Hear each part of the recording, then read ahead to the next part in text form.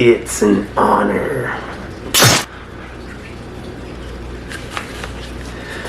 What's up, Scream fans? Welcome back to my channel. Today I'm going to be finally reviewing Scream 5, or the actual title, Scream 2022. Before I begin, I will say this is going to be a major spoiler review. So if you have not seen this yet, turn around, leave before it's too late. Go, go! If you have seen this movie, stay tuned, Judy.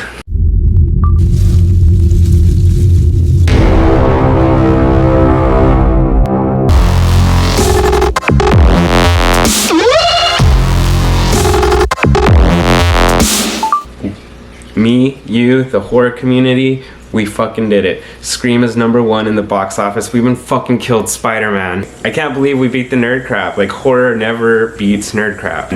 You know the nerds are stewing in this shit. Stew, get it? This is going to be a good review because I did like the movie. But the thing is, I saw it twice, and the first time I watched it, I didn't like this movie. I think that is honestly because I had really high expectations for it. I was waiting for this movie for a year and a half. My initial reaction was that it seemed to be like all over the place as far as like set locations, and I didn't really love like so much of it was in the hospital, and I felt like the deaths were kind of rushed, and you didn't get a lot of character development with some of the new cast members, like Wes, for example. I really wish we would have got to see more of him before he was killed off so brutally. I did like the brutality. That is one thing that I definitely liked. My favorite kill of the movie would probably Deputy Hicks, just because it was so like out of nowhere. He just like pops up on the front porch and like stabs her brutally. Thought that was kind of creepy, and it kind of like just shocked me. The deaths were actually really cool in this one. I knew it was going to be more violent going in, and I wouldn't say it was like so much more violent, but I think they were just a little more like stab heavy. They would show more of the like entry of the knife, which I thought was really cool. I go to these movies to see people get stabbed. I'm sorry. Yeah, I thought that like I just was, you know, had extremely high expectations for it, and I'm not saying that it didn't meet those expectations. It was just something that probably would be almost nearly impossible to get to. But I went again the next night. I went on Thursday and Friday, and when I went on Friday night, I had a little bit more of an open mind. I had already seen it, obviously, so I kind of was able to just like relax and watch it again, and that time around I enjoyed it a lot more.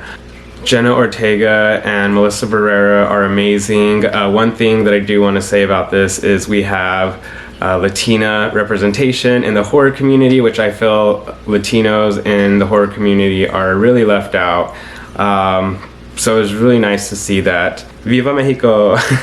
Yeah, I think both the girls did an amazing job. One of my friends, and I've heard other people say that they didn't like Melissa Barrera's acting. I thought she was pretty good, especially at the end whenever she kind of has that last talk with Billy, and then she stabs Jack Quaid.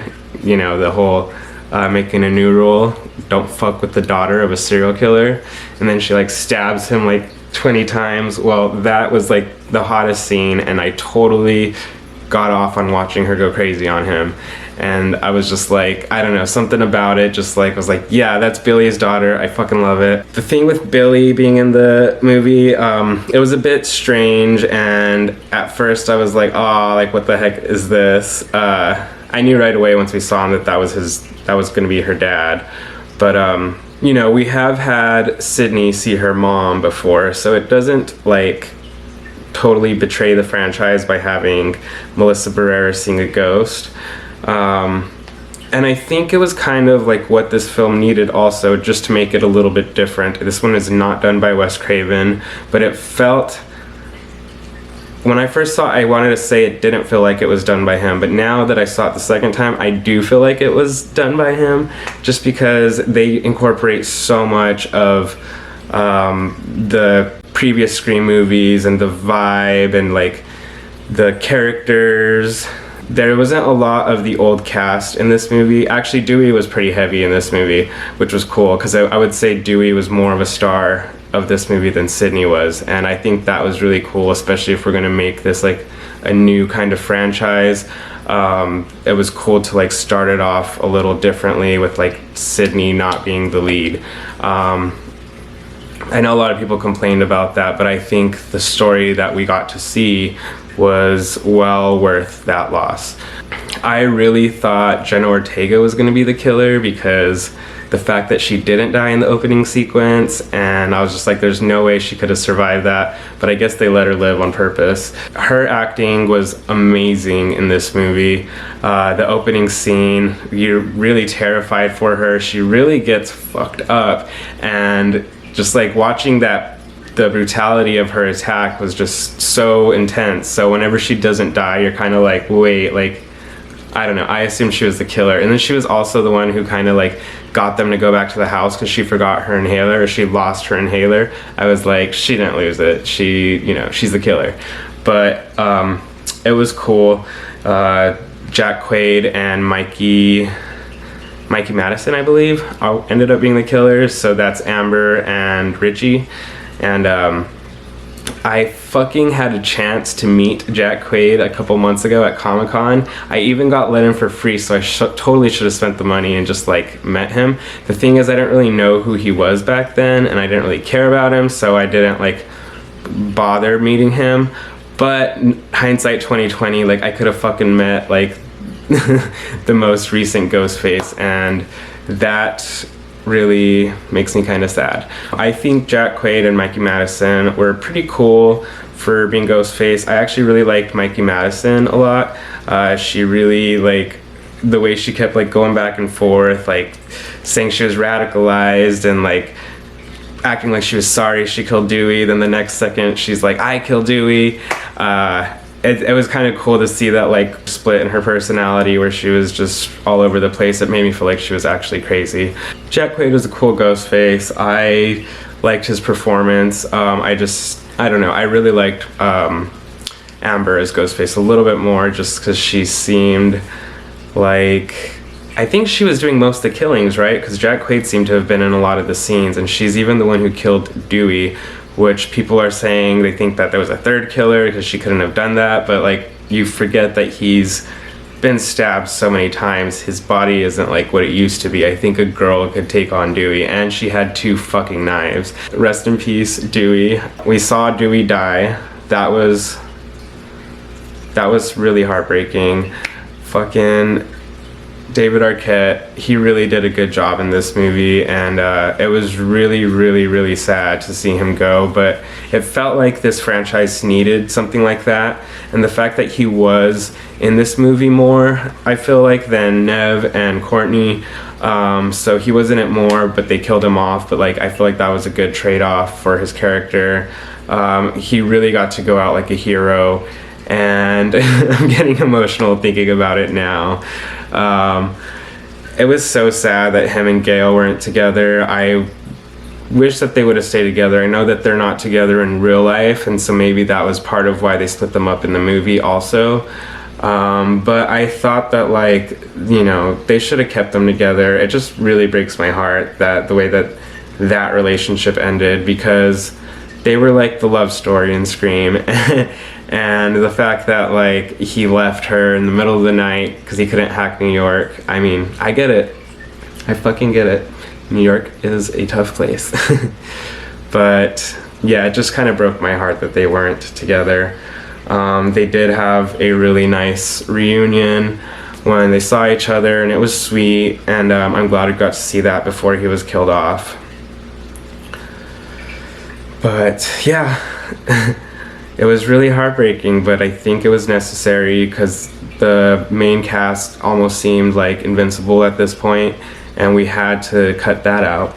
You know, nobody's invincible in the Scream franchise, in the Scream world, except for Sidney Prescott.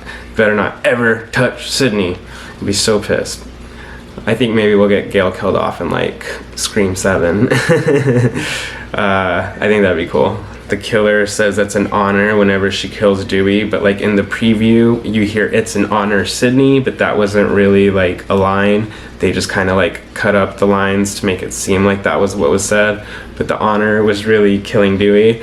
So yeah, anyways, Mikey Madison got that kill. Amber got that kill, and I don't know, I just liked her as Ghostface. I think she was the better Ghostface. Even though it seemed like Jack Quaid's character was more of the main Ghostface, he was the one that was like dating the lead. Jack Quaid does say something fucked up to her about how easy it was to get with her and how easy it was to sleep with her, and then he said he like blamed like female sexual empowerment.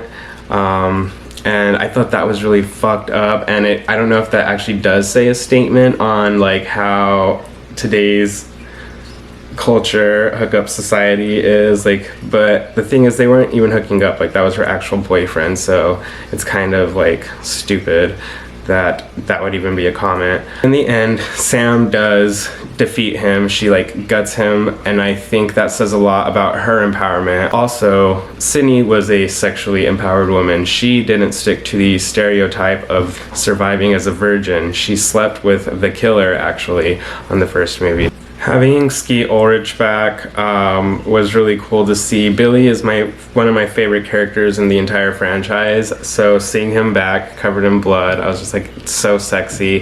He still looks amazing. I know people didn't like the CGI. I thought it almost looked like makeup, but it didn't bother me. You know, he's a ghost, so he's allowed to look a little weird. It's an apparition. I mean, give him a break. I like that Sam is his daughter. It definitely gives her an edge, makes me like her more as a character, if only for that reason. I'm definitely curious to find out who their mother is and if there's going to be more backstory with that in the sequels, because I want to know who Billy was having an affair with, and she said she was in love with him. I don't even know if Sydney was in love with him, so that's kind of a strange thing to add in there. And then not that like Sydney and her had to have more of a talk about that, because I mean that was just her high school boyfriend and a guy that definitely changed her life, but it wasn't like there was no reason for them to really have any kind of thing to hash out with each other. Like that's not really, that has nothing to do with Sydney's life now, so I understand why there wasn't more to that story. There's a lot of Easter eggs in this movie. I do want to shout out 3C Films. If you want to know about some good Easter eggs that were in the movie, I would check him out. The fact that it did such a good job in the box office, we're pretty sure we're going to get a Scream 6, and that's really freaking cool.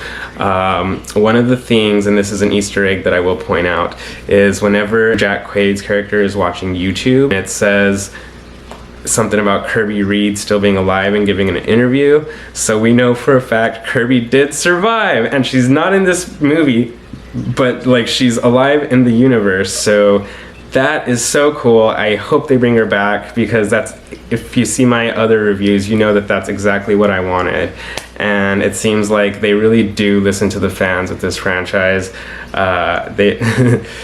They really do listen to the fans. They even have a little snippet at the bottom of that same clip where that says something about Stu possibly being alive, and I don't like that. I think that was like a YouTube clickbait video, but it's never been mentioned before by any of the survivors. I think they've even said that they've killed every Ghostface, so it wouldn't make sense to me that Stu would be alive. I know a lot of people want Stu to be alive, and like this conspiracy theory of like his body went missing, but it just doesn't make any sense to me, so I definitely don't think that that should happen. And I think that that little title that we saw in the YouTube video was just like a clickbait video, so we can just like disregard that.